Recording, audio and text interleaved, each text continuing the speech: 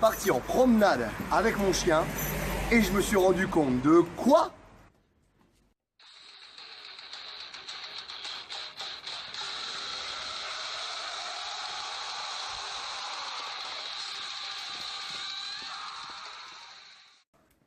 À part ces quelques courts moments sportifs, la promenade du chien, c'est vraiment pas très physique. Aujourd'hui, en 3 minutes, je vous présente 6 exercices à faire lorsque vous libérez votre chien pour qu'il aille faire ses besoins.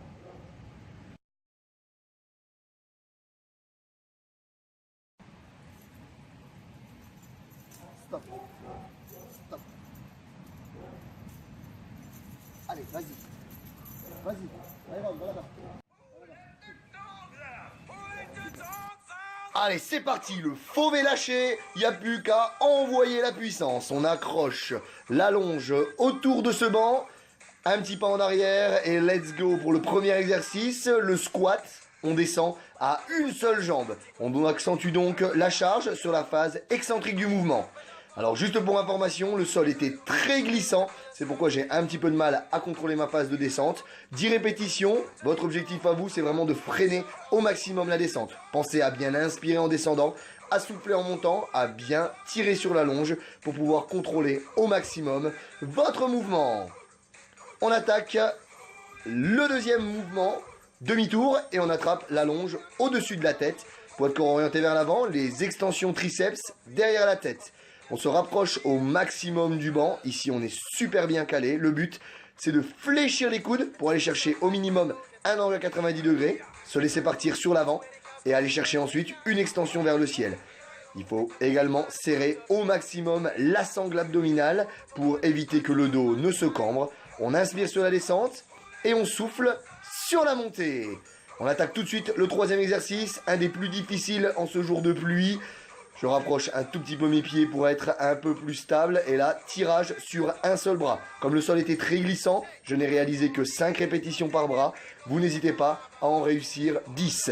L'objectif ici, c'est de tirer son propre poids de corps pour amener le coude loin vers l'arrière. On essaye de sentir vraiment son omoplate et ses épaules partir en arrière. Cette fois-ci, la respiration est légèrement inversée. On pense à la cage thoracique. On tire, on inspire, on replace, on souffle. On enchaîne déjà avec le quatrième exercice, un exercice inspiré du body attack, le patineur. Donc vous remarquez que mes pas sont très petits, on va même observer mon pied glisser à un moment. Voilà, juste là. Les pas sont donc très petits, l'objectif est ici de fléchir, d'amortir au maximum au niveau des genoux de droite et de gauche. Le cinquième exercice concerne la partie haute de votre corps avec le biceps curl. On travaille, vous remarquez à chaque fois avec le poids de corps. On fixe les coudes légèrement en avant du ventre, on incline vers l'arrière et on va ramener les deux poings en direction des épaules. Ce qu'il faut chercher encore une fois, c'est à gainer au maximum la sangle abdominale pour éviter de cambrer au niveau du dos. On souffle sur le tirage et on inspire sur le retour. Enfin, dernier exercice, on décroche la longe. On feinte notre bon Iron qui croit que la fin de la promenade sonne. Mais malheureusement pour lui, il nous reste un exercice à faire.